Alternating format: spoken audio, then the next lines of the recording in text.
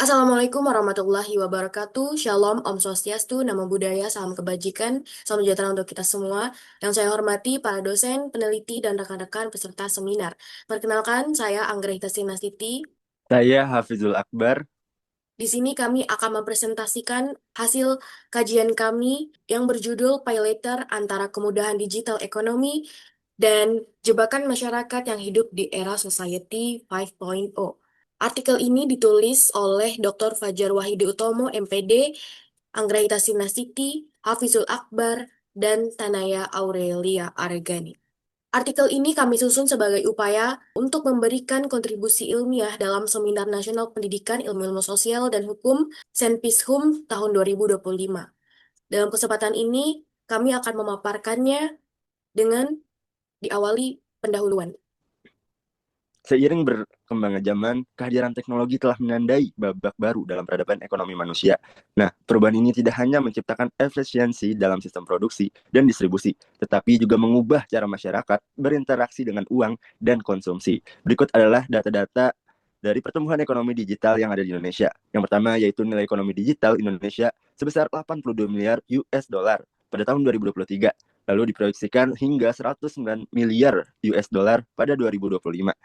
Selanjutnya, 280 juta pengguna internet, sekitar 90% populasi dewasa menurut We Are Social 2023.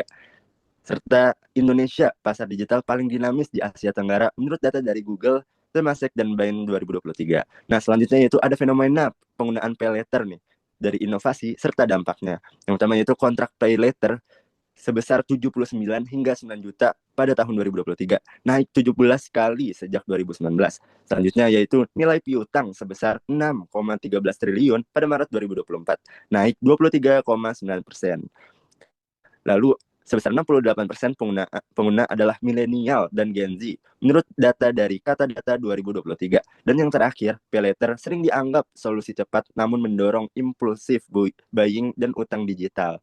Nah, mengingat penggunaan pay later ini rata-rata dipergunakan oleh kaum Gen Z atau generasi Z, yang dimana mereka mengandalkan pay later ini sebagai konsumsi uang digital yang sangat mudah, namun mereka tidak memikirkan dampak buruk dari pay later itu sendiri.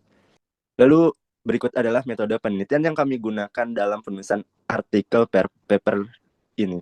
Yaitu yang pertama adalah pengumpulan data. Kedua yaitu adalah klasifikasi dan analisis data. Dan yang ketiga tentunya kami melakukan analisis isi. Dan yang terakhir adalah penarikan kesimpulan, yang dimana hasil analisis dijelaskan secara deskriptif analisis. Boleh dilanjut, Anggra? Berikut adalah hasil dan pembahasan dari kajian kami. Yang pertama kami temukan dan kami jelaskan konsep pay later, kemudian ada skema pembayarannya, dan juga jenis-jenis pay later, kemudian ada dampak sosial, ekonomi, dan yang terakhir ada studi kasus. Era Society 5.0, kemajuan teknologi informasi dan komunikasi telah memberikan banyak perubahan pada sistem perdagangan dunia. Dari tradisional menjadi serba digital. Jadi banyaknya penggunaan teknologi sejalan dengan peningkatan jumlah e-commerce di pasar yang nantinya memunculkan inovasi adanya pembayaran pay later. Kita juga menjelaskan skema pembayaran pay later. Yang pertama dari pembeli memilih pay later di checkout atau di platform e-commerce, kemudian platform pay later menyetujui batas kredit pembeli dan platform langsung membayar ke pedagang secara penuh supaya barang bisa di check out. Kemudian pembeli melakukan pembayaran cicilan pertama, setelahnya pembeli akan melakukan pembayaran cicilan berikutnya. Dan jenis-jenis pay later kami bagi menjadi tiga. Yang pertama ada e-commerce pay later, yaitu fitur yang dibuat terintegrasi dengan aplikasi belanja online. Kemudian yang kedua vintage pay later, jenis ini adalah yang dikembangkan oleh perusahaan vintage secara mandiri, menyediakan limit kredit digital secara langsung di dalam aplikasi. Yang ketiga ada jenis e-wallet pay later, jenis ini dikembangkan oleh bank digital, platform yang menyediakan layanan finansial terintegrasi. Kemudian dari adanya pay later, sangat memberikan dampak sosial dan ekonomi yang beragam. Di satu sisi, pay later ini memberikan kemudahan, namun di sisi lain juga berpeluang meningkatkan perilaku impulse buying. Dan ada pun beberapa dampak sosial ekonomi lainnya adalah yang pertama, dari dampak positifnya, yaitu meningkatkan pembelian dan penjualan, kemudian fleksibilitas dana darurat dan inklusivitas pembayaran. Sedangkan dampak negatif dari adanya pay later, yang pertama adalah meningkatkan perilaku konsumtif atau impulse buying.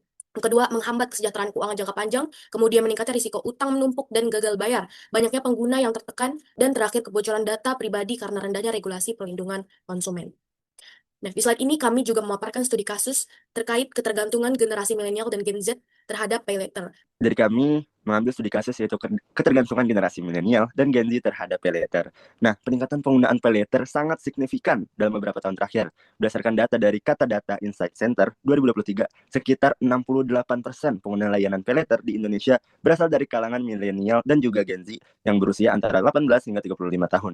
Nah, generasi ini adalah kelompok yang paling aktif dalam penggunaan teknologi digital dan cenderung memiliki kebiasaan konsumsi yang ingin serba cepat dan juga gaya hidupnya yang sangat hedonisme.